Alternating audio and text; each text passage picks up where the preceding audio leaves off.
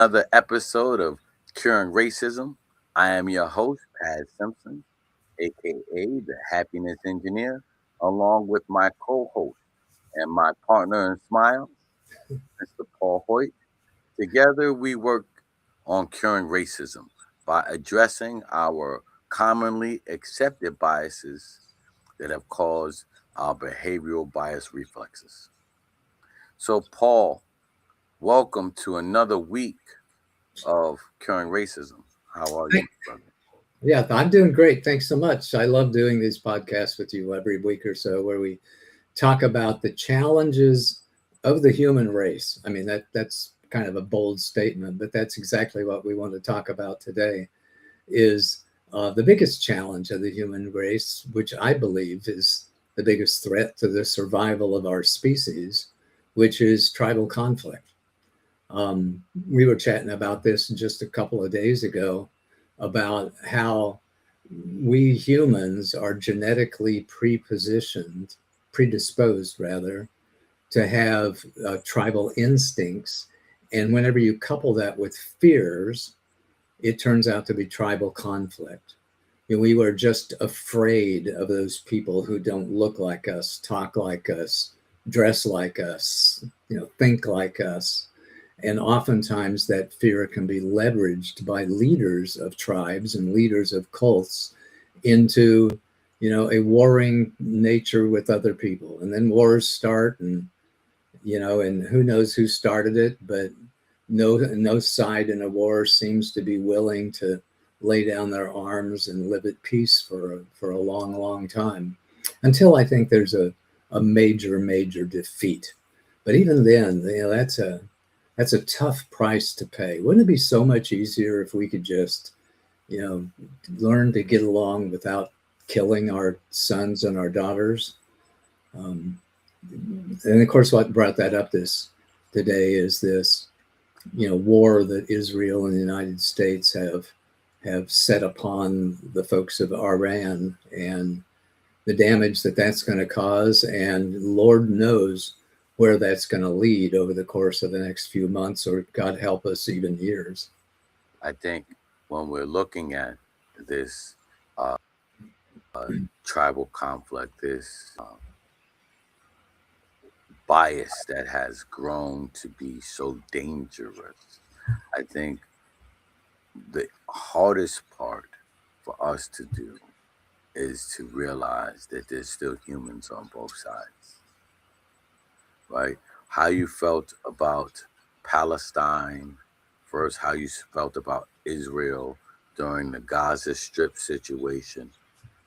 Humans died on both sides. How you feel about what's going on in Iran versus what may go on in the near future. Uh, the president, I don't want to say our president because I didn't vote for him. The president said that there will be American deaths that will happen. I think um, a major difference, and when we first developed our tribal instinct, which was more to hunt, to survive, to gather, you know, when we did have to get into any major conflict, those who caused the conflict would be involved in the conflict.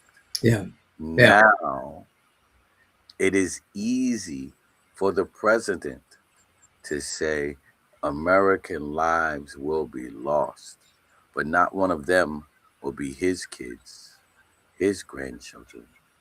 They won't be sent to war. They won't be the ones on the front lines. So it will be, and this is where um, it becomes a placism thing, right? Not even a racism thing. This is where it becomes a placism thing because it will be usually people of impoverished backgrounds, no matter what their color is. That's usually the ones that are going to war. Those who have some kind of privilege don't normally even enter the ranks as a private, right? You can go through ROTC in school and high school, and also again in college, and enter as an officer. So there's certain things that you won't be expected to do. And I point this out, right? Because babies die during war. Whether we want to acknowledge that or not, babies die during war. During this current conflict, we have bombed an elementary school. You know, whether you agree with or disagree with, because this is not what it's about, right? This is about love. So, love for humanity allows me to see the humanity in your children, bomb you. There a is that the three major religions across the world, which is Christianity, Judaism, and Islam, all call Jerusalem home. It's all a holy land for all three major religions. It has caused the Crusades in the past and still allows us to die in 2026. That in no way, shape, form, or fashion have we decided that we can at least all meet in the Torah, right? The Torah, for those who don't know, is the Old Testament, Yeah. right? All three religions all start in the Old Testament. How they veer off afterward is different, but there is at least a commonality, right, in the Old Testament. Like if we can, and I point that out so that we can start to see where our commonalities are instead of always being so willing to focus on our differences. Me and Paul are both, short-haired men. You know, I, you know, we both are bearded. His is a little, his is a little handsomer than mine because mine never really fully connected. But we are more similar than a lot than different. We both care about our children. We both care about our grandchildren. We both care about our families and our community. We're both invested in all of those things. But what makes us different is something that's superficial, right? The color of our skin, him being a little more peach and I being a little bit more chocolate. But if we took the time, like we do here, if more people took the time to just acknowledge the humanity in others, we've seen it turn into a big fight on the national and global level, but you see it even on the local levels, right? These fights, these conflicts, right? This tension, right? That heats up, and instead of it heating up to meld us together, it heats up and pushes us apart. Yeah. Amen to that. I love what you just said, because it is those superficial differences that divide us, that when we can learn to see through those and set those aside, that we will discover those common values that unite us: the love for our family, the wanting to have a healthy and happy life, the wanting to have just the best life possible. And it is one of the most curious aspects of our human history that so many wars are waged in the name of God, in the name of our loving Father or our loving Mother, or that all wise consciousness. We following the anger of our cults and religious leaders are given to wage war on those people who essentially worship the same God. They hear the same messages of love and kindness and respect and compassion and understanding, but our fears are so strong that our rationale and our wisdom gives way to those subconscious urges to fight somebody else and blame somebody else for all of our problems. You can have just 1 or 2% of a kernel of truth in there, where somebody has, come into your territory, or one person of their tribe has violated one person of your tribe in some way, and all of a sudden all of our men, all of our young men need to take up arms and shoot all of their young men. It is, it is a terrible aspect of human nature to want to come together and fight wars like that, and like the one that is just going on now. What's what's scarier than anything else, being that I've been blessed to be able to work um, at the street level, right, with gang members, as well as some of the things we do on the side. But our community service has allowed us to work with gang members and people returning home from prison. What we've noticed, and this goes all the way up to big wars, like what we're doing in Iran. What we've noticed is that when major conflicts start and when they escalate, no one truly knows the real reason for the fight. We just know someone needs to die. Uh, at the gang level, which is no different than how we're moving right now. At the gang level, we could at least find a leader who we can speak to. And I ask the same question every single time. What are we fighting for? And why does somebody have to die? All right. Two simple questions. What are we fighting for? Because most people have no idea. You know, we we don't know what we're fighting for in Iran. I don't care what any American says right now, because the messaging has been unclear.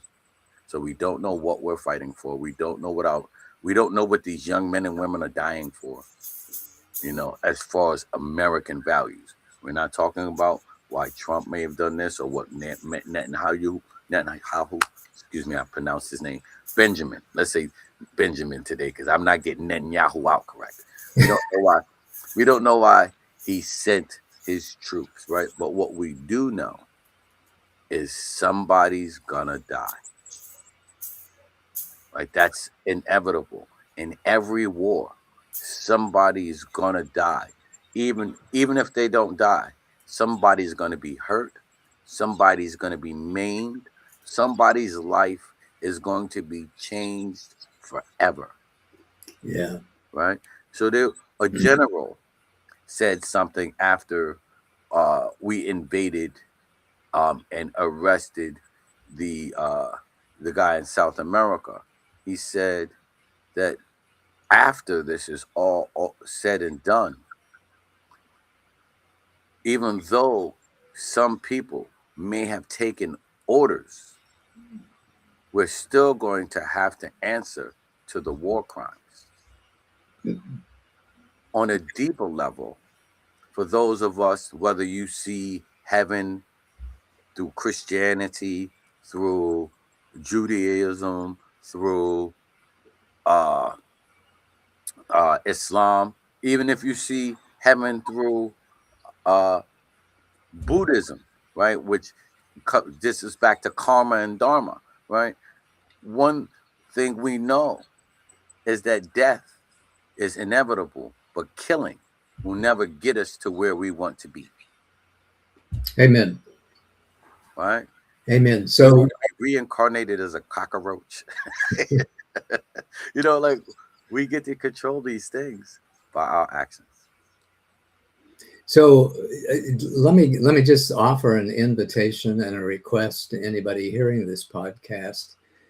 If you, like us, believe that tribal conflict is a huge threat to survival of our species, then help us educate your teams, your companies, your families on the causes and the cures of racism, because when you really understand the tribal instinct, and when you understand how that's easily manipulated into tribal conflict, and when you understand that the solution to our tribal conflict issues is one conversation, one connection, one heart at a time, it is in seeing through those superficial differences that divide us so we can discover the common values that unite us.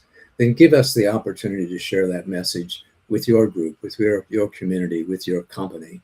Let's work together to make this world a better place through better understanding and compassion of each other.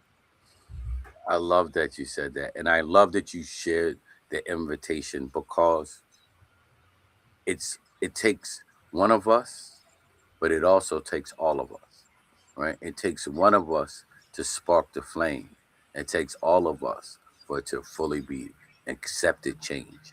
Like we can be the love that we want to receive by just doing what we're doing here, having a conversation, holding not just others accountable, but holding yourself accountable, right? If you hear an order that doesn't coincide with getting you to heaven, wherever you may call heaven, if it doesn't coincide with, the goodness in your spirit, you can say no.